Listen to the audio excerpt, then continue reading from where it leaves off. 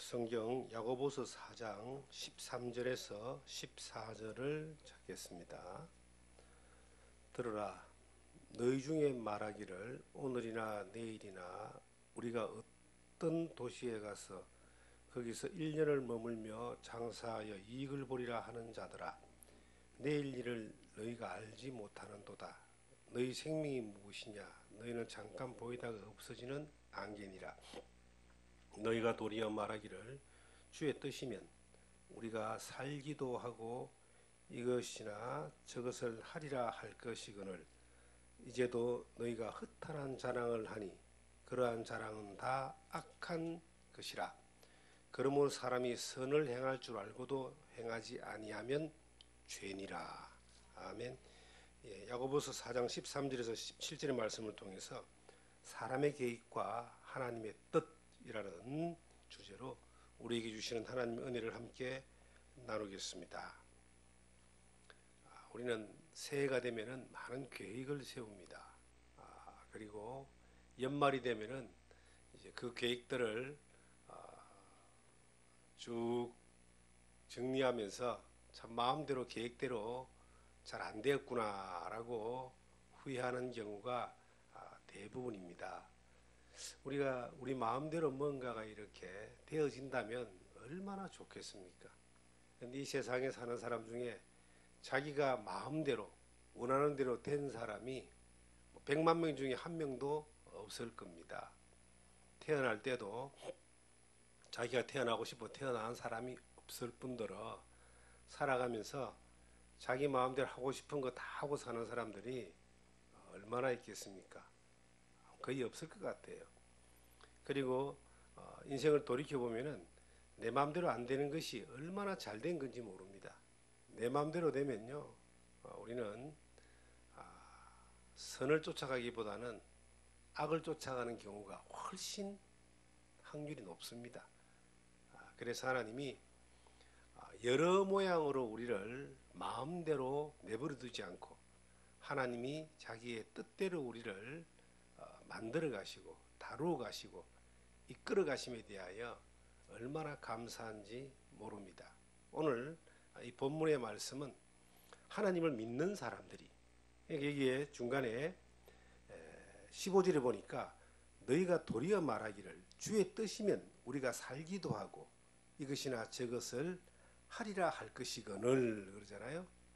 이 말은 뭐냐면 어떤 인생의 계획을 세우는 사람들이 이 13절부터 보면은 어디에 가서 어느 도시에 가서 1년을 머물며 장사하여 이익을 보리라 하는 자들아. 그러니까 인생의 계획을 세우고 1년의 계획을 세우고 사업의 계획을 세우는 사람들이 하나님을 전혀 모르는 사람, 안 믿는 사람이 아니고 하나님의 뜻이면 이것도 하고 저것도 하리라라고 고백했던 사람들이라는 겁니다.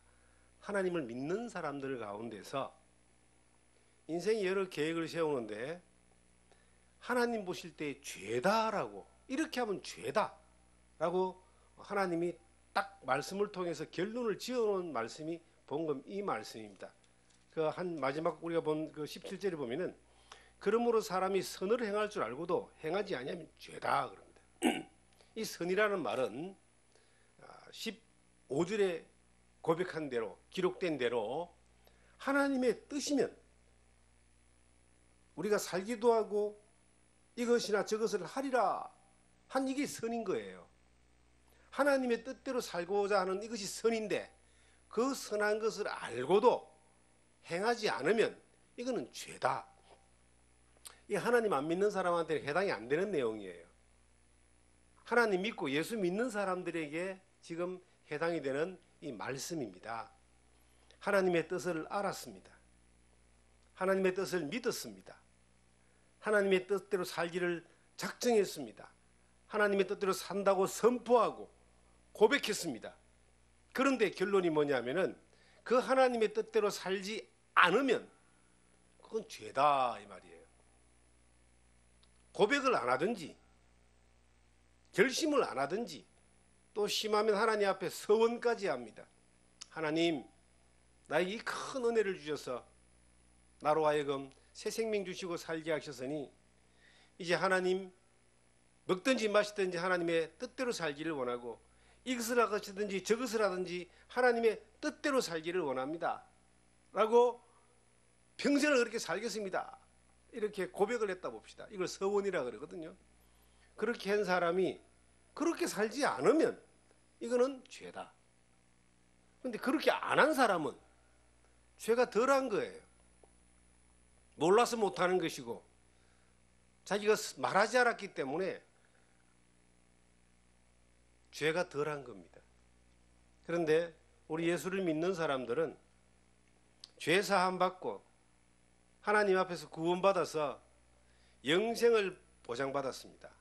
단지 믿음으로 말미암아 이루어진 하나님의 은혜입니다. 그런데 그 예수를 믿고 난 이후에 하나님을 믿고 난 이후에 살아가는 삶 가운데서 하나님이 야 이건 잘못된 것이다라고 딱 가르쳐 준 게 있어요. 여러 가지가 있습니다. 여러 가지가 있는데 기본적으로 우리가 알고 있는 우상을 섬긴다든지 아니면 육체의 범죄를 행한다든지 이런 영역의 기본적인 그러한 영역을 넘어서 선을 행할 줄 알면서도 이 말은 하나님을 알고 하나님을 배우고 또 믿음 안에 살고 주의 뜻대로 살고자 하는 그러한 은혜를 경험했거나 그러한 열정 가운데 살아가면서도 말로는 그렇게 이야기하고 말로는 그렇게 산다고 하고 말로는 누군가를 또 가르치기도 하지만 네가 그렇게 안 살면 이건 악한 것이다. 이렇게 성경은 우리에게 말하고 있습니다. 많이 선생된 자가 받을 심판이 크다 그러거든요. 몰라서 못하는 것은 하나님 앞에 책망받을 일이 덜합니다. 그런데 알고도 못하는 자들은 하나님 앞에 책망받을 일이 좀 더 크겠죠. 그런데 아는 걸 넘어서 가르치고도 자기가 못하는 사람은 제가 좀 올려주세요.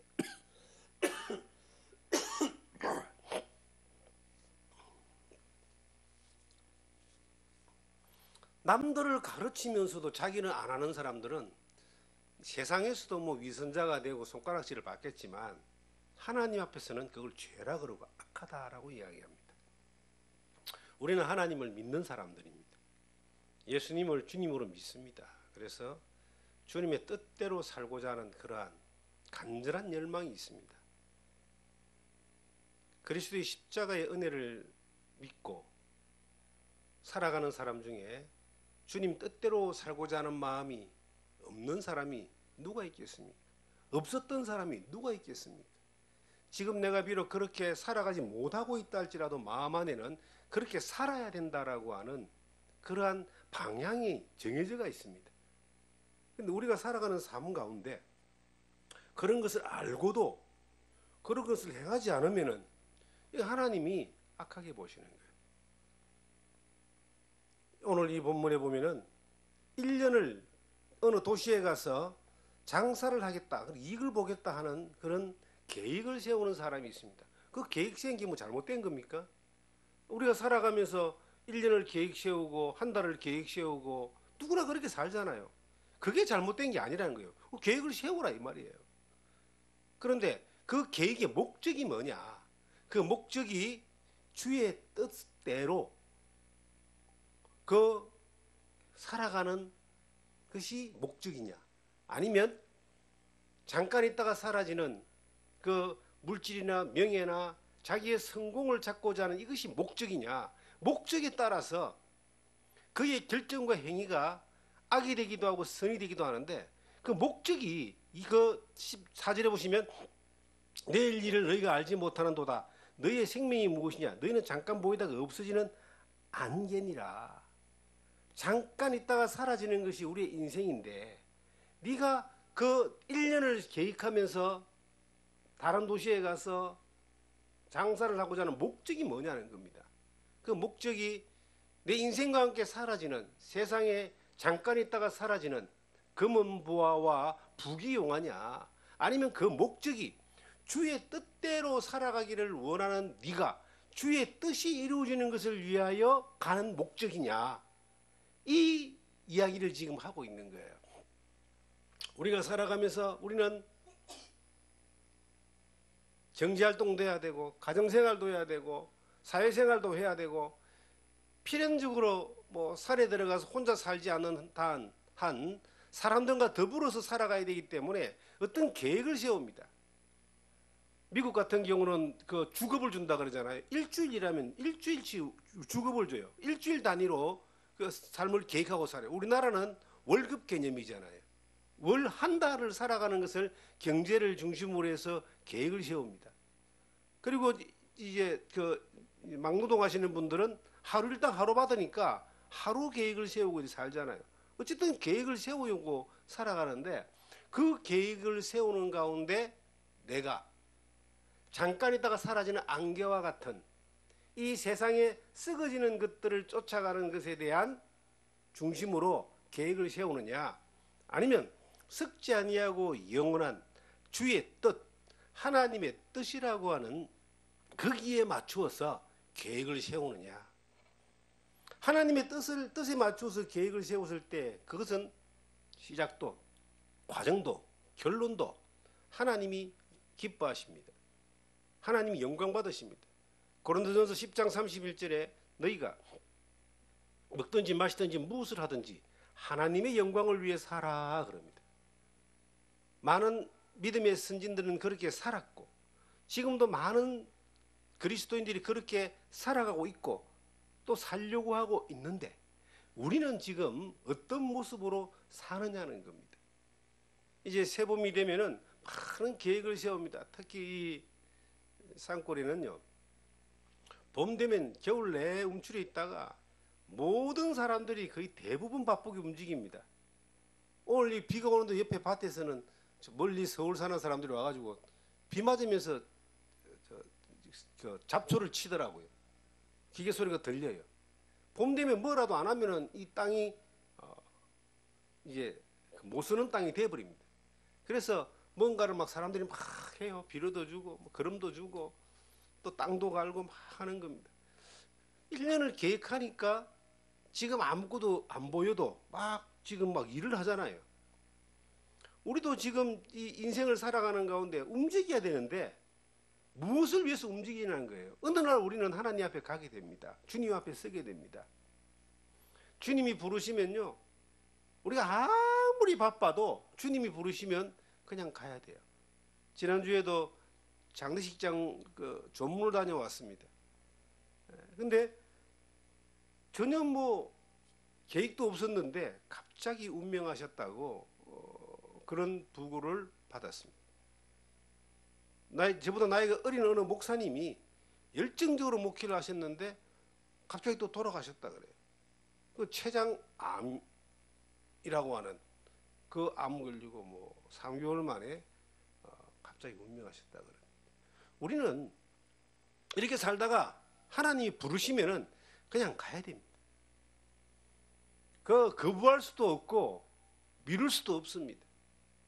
그런데 살아가는 삶의 모든 과정이 그 하나님 앞에 가는 것이 종착역인데 그 하나님 앞에 섰을 때에 하나님이 기쁨이 되고 칭찬이 되고 존귀가 되고 영광이 되는 그러한 모습들로 살 수 있는 방법이 있다. 그것이 뭐냐면 지금 살아가는 순간이 짧을지 길지는 모르지만 지금까지의 삶뿐만 아니라 지금부터의 삶마저도 주의 뜻을 알고 주의 뜻을 따라서 살아가는 겁니다. 그렇게 살아가다 보면은 어느 날 주님이 부르실 때 우리는 가게 되는데 그 앞에 바로 서게 되는 거예요. 그럼 지금까지 살았던 시간에 대한 것에 대한 그 결실이 그 앞에서 온전하게 드러납니다. 지금 이 들판에 농사를 짓는 사람들이 지금 부지런히 준비해 놓지 않으면요, 가을에 결실은 없습니다. 있어도 따먹지도 못합니다. 어떤 밭들은 보면요, 묵혀진 밭들이 있어요. 땅은 좋은데 묵혀져가 있어요. 거기에 가을에 가서 결실을 찾으려면 풀씨밖에 없습니다. 그런데 부지런히 준비해서 지금부터 거름을 주고 갈고 심고 가꾸고 그 왜 그럽니까? 소망이 결실하는 데 있기 때문에 그래요. 우리 또한 하나님 앞에 열매가 되기를 원하는데, 그 좋은 결실이 되기를 원하는데, 지금 살면서 주의 뜻대로 사느냐 안 사느냐가 그것이 우리에게 가장 중요한 현재의 고민이 돼야 되는 거예요. 내 생각대로 다 하면 얼마나 좋겠습니까? 저는 이 골짜기 들어온 지가 이제 6년 차로 접어들게 되는데, 나무를 이렇게 이제 많이 심었습니다.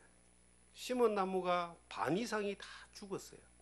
여러 번 옮겨 심었습니다. 여기 심었다가 아마 저기 심었다가 또 그러면서 또 죽습니다. 올 봄에도 또 이제 나무를 또 이렇게 뭐 구에다가 심게 되겠죠. 근데 만약에 내가 지금 현재의 그 이 나무 심는 지식이나 아니면 가꾸는 지식이나 경험이 있다면은 그 6년 전, 5년 전에 그 실수를 안 했을 텐데 하는 그런 생각이 막 드는 거예요. 야, 그때 같으면, 지금 같으면 내가 안 그럴 건데, 그 경험이나 지식이나 지혜가 조금은 이제 생겼다라고 하는 겁니다. 지나온 과정이 그러면은 실패냐? 실패라고 말할 수 없습니다. 경험이죠, 경험. 쉽게 말하면 수업료를 지불한 것이다. 방향이 정확하면요, 우리가 지나오면서 살아가는 모든 그 실패든 고생이든 고난이든 이것이 수업료를 지불한 것이 되기 때문에 현재의 아름다운 열매가 맺어지는 겁니다. 그런데 방향이 잘못되면은 그 결과가 어떤 것이든 간에 그것은 원망이나 실패나 악으로 끝나버리는 겁니다. 저는 우리의 삶의 의식 가운데서 오늘 이 본문의 말씀 가운데 그 1년을 장살이라고 하겠다는 그 사람에게 인생이 안개인데 네가 말하지 않았냐? 주의 뜻이면 이것도 하고 저것도 하겠다고 말했는데 왜 그렇게 해놓고 난 뒤에 왜 그렇게 네가 안 하니? 네가 1년을 장사를 하든지 10년을 사업을 하든지 20년을 무엇을 하든지 간에 잠깐 보이다가 안개와 같은 이것이 네 인생의 사고관이고 가치관이면 이거는 1년이든 10년이든 100년이든 어떤 것이든 간에 그 모든 과정이 실패고 모든 결과가 실패다, 악이다 이 말이에요. 그러면 우리가 지금까지 삶도 그렇고 앞으로의 삶도 그렇고 1년이 남았던 10년이 남았던 살아가는 삶이 분명히 소중한 삶인데 이 오늘이라는 시간이 얼마나 소중합니까? 우리가 살아가는 이 오늘이라는 이 시간이 하나님을 의식하지 못하고 하나님의 뜻을 따라 살지 못한다면 이거는 아무런 의미가 없고 가치가 없는 거예요. 사실은 결론이 아무것도 아니라는 이야기죠. 악이라는 이야기죠. 그런데 하나님을 의식하고 주의 뜻을 따라 살며 주님의 은혜 가운데서 믿음으로 살면은 그 살았던 시간이 그 오늘이라는 시간이 하나님 앞에서 기쁨이 되는 겁니다. 그리고 이것이 이어져서 귀한 열매로 하나님 앞에 올려 드려지는 삶이 되는 것입니다. 아무렇게나 살아도 되는 인생이 아니라는 거예요. 우리는 사람들의 의식 가운데서 하나님에 대해서 4가지의 의식이 있습니다. 첫째, 예수 믿는 사람들 가운데 그렇습니다. 하나님 믿는 사람들 가운데 그렇습니다. 하나님을 믿는 사람들이라지만 그 하나님이 과거의 하나님으로 이렇게 남겨져가 있어요. 그러니까 하나님이 없는 것처럼 살아. 하나님을 믿는다는 사람들 중에서요, 하나님이 없는 것처럼 사는 사람들이 있어요. 그러니까 그가 종교 생활을 한다 할 수도 있습니다. 교회를 나올 수도 있습니다. 안 나올 수도 있겠죠. 그런데 자기의 삶의 현장에서 가정에서든 직장에서든 어디서든 간에 하나님이 없는 것처럼 사는 거예요. 사람은 실수할 수 있어요. 실패할 수 있어요. 죄 지을 수도 있어요. 유혹에 넘어갈 수도 있어요. 그러나 하나님이 없는 사람 것처럼 사는 사람은 그걸로 끝나는 거예요. 근데 하나님 앞에서 하나님 있는 삶을 사는 사람은 하나님 앞에 두려워하고 회개하고 돌아오는 겁니다. 하나님이 없는 것처럼 사는 사람만큼 참 안타까운 사람이 없습니다. 과거에 하나님을 믿었는데 하는 사람들을 가끔 만나요. 그런데 재밌는 것은요, 그 사람들을 만나면 그 사람들이 하나님이 없는 것처럼 사느냐 하나님이 없는 것처럼 사는 것이 아니라 하나님을 두려워하고 살아요. 하나님이 있는 것처럼 산다 이 말이에요. 그런데 하나님 앞에 돌아가진 않아. 없는 것처럼 사는 게 더 편리하기 때문에 그렇고 양심의 가책은 느끼고 살겠죠. 그런 사람이 어느 순간 하나님 앞에 돌아오는 경우들을 많이 경험합니다. 많이 봅니다. 두 번째가 이제 하나님이 계신데 하나님이 내 살아가는 삶 가운데 어떤 영역에 관여하지 않는 것처럼 사는 사람이에요. 하나님을 믿어요. 교회 생활도 해요.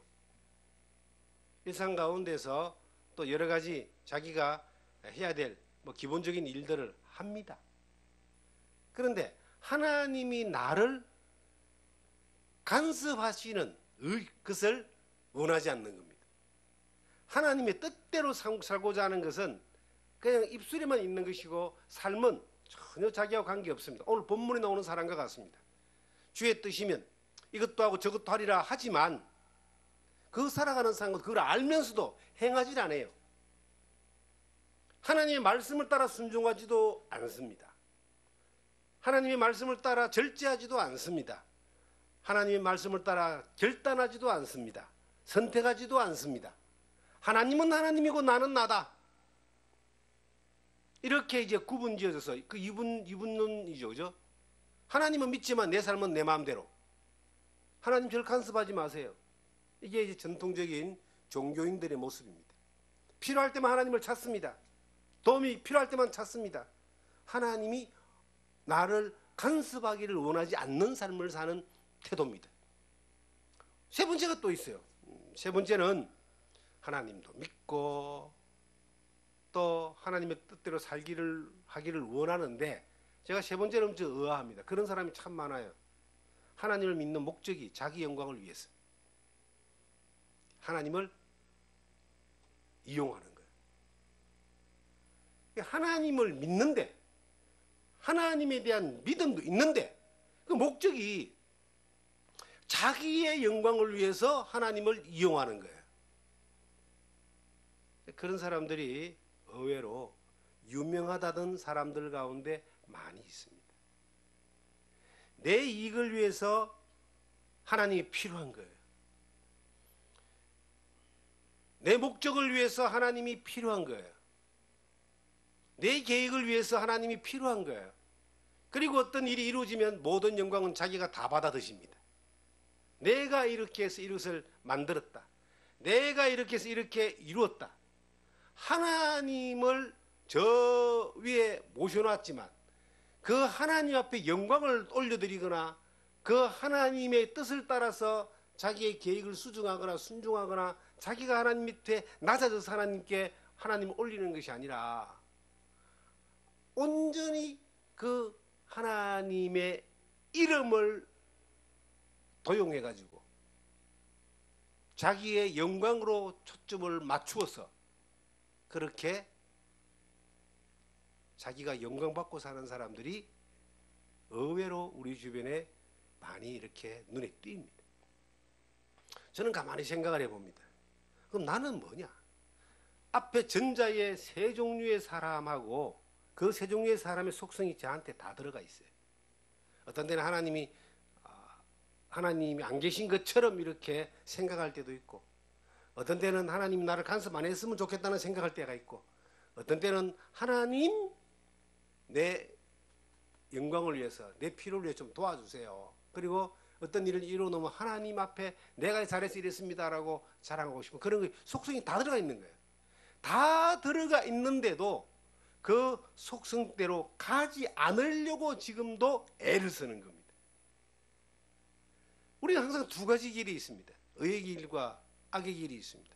생명의 길과 사망의 길이 있습니다. 하나님이 기뻐하시는 길과 하나님 미워하는 길이 있습니다. 그런데 그 둘 중에 이 육신의 길이 있고 성령의 길이 있습니다. 선택을 우리가 어떻게 하냐면 항상 성령의 길을 선택할 수 있는 그 선택할 수 있는 깨어있는 믿음이 있을 때 자꾸 반대쪽으로 끌고 가려고 하는 것을 이기고 절제하고 그렇게 나아가는 겁니다. 그러면 어떤 의식을 가졌을 때 그러한 선택을 바로 할 수 있느냐? 바로 내가 하나님의 것이다라고 하는 거예요. 내 것이 없다는 겁니다. 내가 살기도 하고 죽기도 하고 가기도 하고 오기도 하는데 내 인생이 내 것이 아니라 하나님의 것이다. 내 인생이 주님의 것이다. 내가 내 인생을 경영해 가는 것이 아니라 하나님이 나를 경영하고 인도하는데 나는 따라가는 사람이다. 이것이 내 믿음 가운데 정립이 되어지면은 우리는 전자의 세 종류의 하나님이 없는 것처럼, 하나님을 나를 간섭하지 않는 것처럼, 하나님을 자기 영광으로 도구로 사는 것처럼 그렇게 실수할 수 있는 선택을 안 하게 된다는 겁니다. 우리는 인생을 경영할 때에 잠언 3장 하나 보시면 이런 말씀이 있습니다. 절대적인 원칙이 하나 나오는데 5절입니다.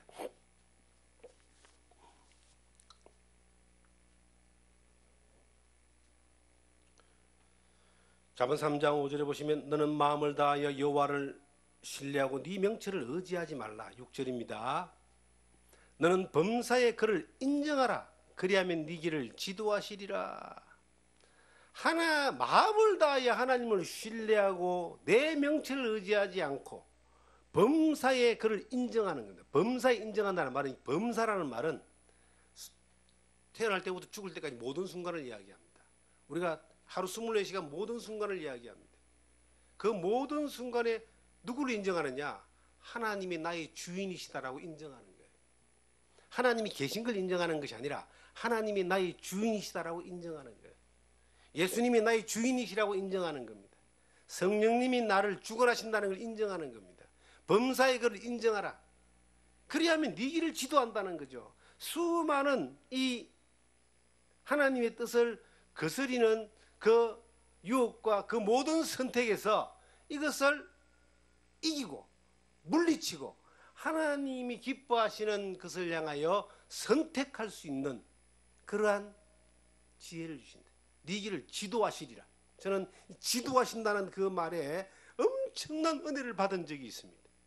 지도가 뭡니까? 코치한다 이 말 아니겠어요? 이 코치라는 게 아이들 운동하는데 코치가 있죠. 그 코치가 이미 전문가가 되어져 가지고 뭐가 잘못되고 뭐가 잘 되고 하는 것을 미리 보고 잡아주는 겁니다. 그것이 공부든 미술이든 바둑이든 수학이든 모든 부분에 선생 가르친다. 코치한다 이 말이죠. 그러면 코치를 잘 받으면은 실수를 덜하고 바른 길로 가는 것처럼 하나님은 나에게 어떤 분이냐? 나의 주인이시기 때문에 그분이 내가 가는 모든 길을 지도한다, 코치한다. 수많은 잘못된 선택할 수 있는 것들이 계속 나옵니다. 수많은 오답들이 내 앞에 쫙 펼쳐지는데 항상 그분이 나의 주인인 삶, 그분이 인정하는 삶이 되면은 그 수많은 오답 가운데 정답만 찾아갈 수 있도록 그 하나님이 나를 지도하신다는 거예요. 하나님 쓰시기에 합당한 사람으로 살아가게 하기 위해 지도하신다는 거예요. 저는 어느 날 살면서 이 지도한다는 단어 하나가 얼마나 큰 힘이 되는지 모릅니다. 인생을 살아가면서요, 내일을 생각하면 막막하고 1년 이후를 생각하면 정말로 답이 안 나오고 그랬던 시간들이 있습니다. 제가 예수 그리스도를 주님으로 믿고 난 이후에 어느 날 주님을 따르고자 하는 그러한 열망이 생겨서 주님을 따르려고 하는데 가장 큰 문제가 뭐냐니까 이 내일을 사는 게 문제예요. 이 세상에 뭔가 꿈도 많았고 뭔가 계획도 많았는데 예수님 믿고 난 뒤에 꿈과 계획이 싹 바뀌어졌어.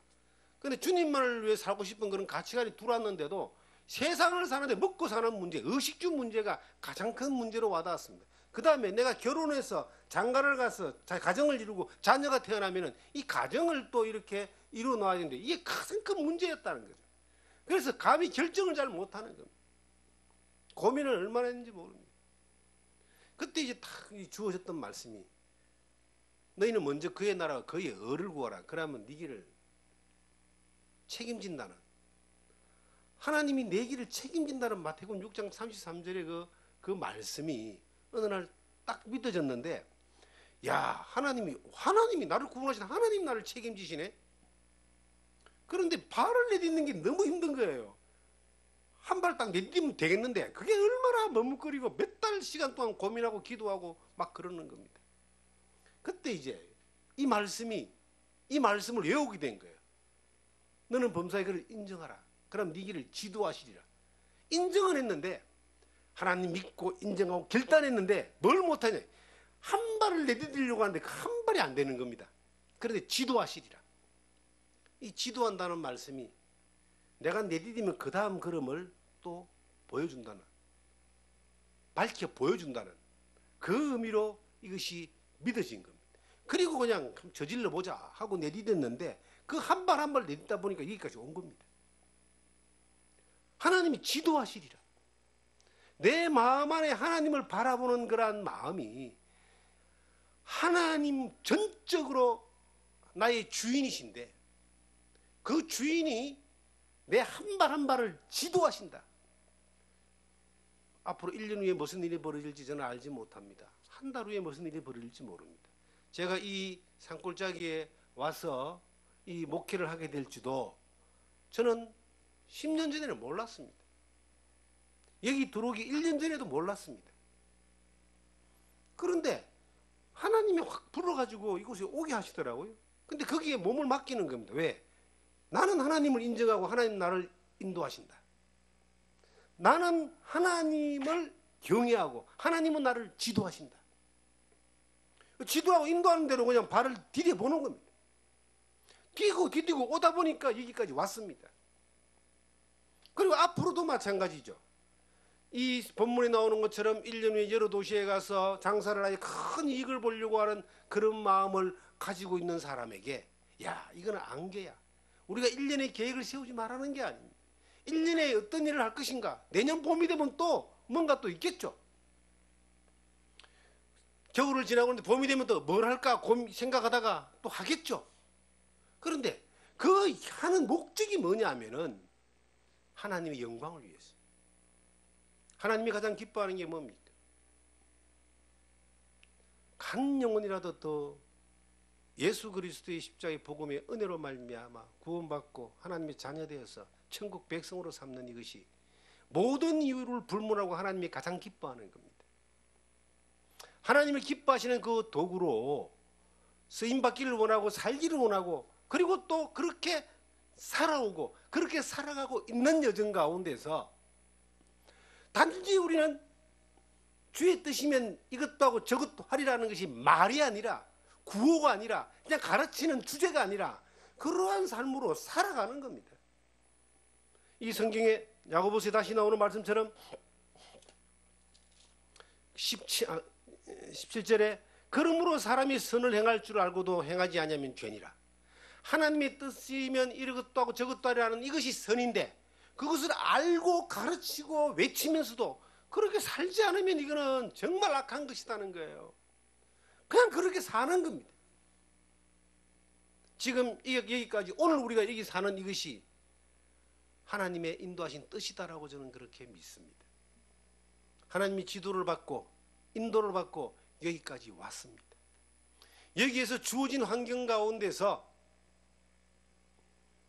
맡겨진 일들에 충실하게 행하면서 한 영혼 한 영혼 살기를 원하신 주의 뜻에 쓰임받기를 원하는 그러한 이 공간과 그러한 삶의 도구가 되기 위하여 주님이 인도하시는 것이라면 이것을 따라서 그냥 가는 겁니다. 지도는 주님이 하시니까. 때로는 이제 코치 하는 사람이 나에게 뭔가를 이야기할 때 내가 도대체 이해가 안 되는 경우들이 있어요. 뭐 운동을 하든지 공부를 하든지 선생이 가르치는 게 이해가 안 될 때가 있습니다. 그런데 이게 내가 이해가 안 되지만 가르치는 대로 따라가 보면 그것이 정답이라고 하는 것이 뒤에 깨닫게 되는 경우들이 많이 있잖아요. 농사도 마찬가지더라고요. 저는 농사를 안 짓지만은 뭔가 이렇게 땅과 친밀하지가 않잖아요. 그런데 주변 사람, 먼저 해본 사람한테 친하게 지내가지고 도움을 받으니까 얼마나 쉬운지 몰라요. 물론 요즘 유튜브를 통해서 많이 이렇게 이제 도움을 받습니다. 별걸 다 도움을 받아요. 근데 그거 하고 실질적으로 경험한 사람에게 직접 몸으로 보고 배우고 듣고 지도받는 거하고 그게 훨씬 더 효과가 있더라고요. 다행히 주변에 그렇게 이제 앞선 농사 선배들이 주변에 토착민도 계셔가지고 이제 도움을 받습니다. 올해 이제 정말 작년까지 제가 몰랐던 많은 것들을 올해 또 도움받게 되고 배우게 되고 알게 되고, 그러니까 비용도 적게 들고 실패도 덜하게 되고 실제 그런 일들이 경험하고 있습니다. 신앙은 더더욱더 그렇습니다. 신앙은요, 하나님이 지도를 받는 것만큼 더 확실한 정답은 없습니다. 그래서 여호와를 경외하는 것이 지혜의 근본이라고 그렇게 말씀하고 있습니다. 하나님이 지도를 받는 것이 실패하지 않는 확실한 방법이다. 하나님 지도 안 받으면서 인생을 사는 거 정말로 실패의 근원입니다. 결론적으로 갔을 때는요, 남는 게 없어요. 후회밖에 없습니다. 어떻게 그렇게 하나님 도움도 안 받으면서 지도를 안 받으면서 가정을 경영하고 인생을 경영하고 사업을 경영하고 자기 인생, 자기 삶을 경영하는지 모르겠어요. 자기가 지혜롭게 살기 위해서요. 어떤 사람요, 나이 50 좀 넘었는데 70, 80, 90대 해가지고 살 것까지 계획하고 삽니다. 그런 사람이 엊그제 60도 안 돼가지고 부고장 날라왔더라고. 인생을 그렇게 몇십 년 염려하고 걱정하고 계획하고 다 세워도 되지 않습니다. 애들이 태어날 때부터 무슨 그런 위대한 사람을 만들려고요. 숟가락 놓는 순간부터 그냥 엄청난 비용을 들어가지고 교육을 시키고 그렇게 해가지고 20대, 30대, 40대 먹고 사는 까지 다 준비한다고 해서 그대로 다 됩니까? 그런 계획이 안개와 같은 계획이라고 하는 거예요.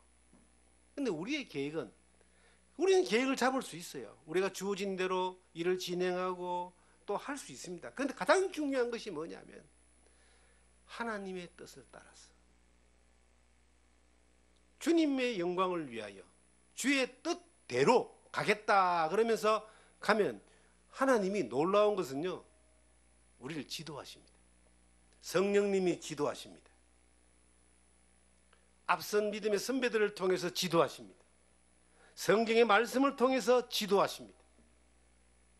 우리의 그 선한 양심을 통해서도 하나님이 지도하십니다.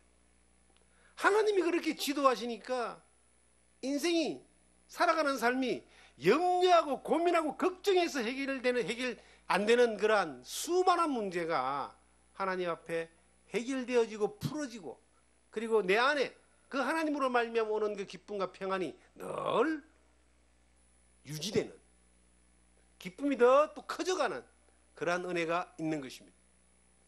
저는 삶에서 배웠습니다. 오늘이 얼마나 중요하다는 것은. 세상에 제일 가치 있는 가치가 뭐냐면 바로 오늘입니다. 오늘. 금 중에 최고의 금이 지금이라 그러잖아요. 지금, 이 지금 내가 주의 뜻을 따라서 살기를 원한다면, 지금 내가 주의 지도를 받고 산다면 지금 이후의 다음은요, 보장되어 있는 성공입니다. 오늘을 살면서 하나님 없이도 잘 살 수 있는 사람만큼 불쌍한 사람이 없습니다. 척은하기도 합니다. 근데 그 하나님을 경험해 보지 않았기 때문에 그 가치를 잘 몰라요. 그런데 그 하나님을 경험하면 할수록 그 하나님 앞에 더 많이 맡겨지는 거예요. 맡긴다는 말은 지도하신다는 확신이 있기 때문에 맡기는 거예요. 그렇게 정말 하나님이 우리 가운데서 우리를 지도하시고 인도하시는 것을 경험하는 그런 오늘이 되는 여러분과 제가 되기를 주님의 이름으로 부탁드립니다.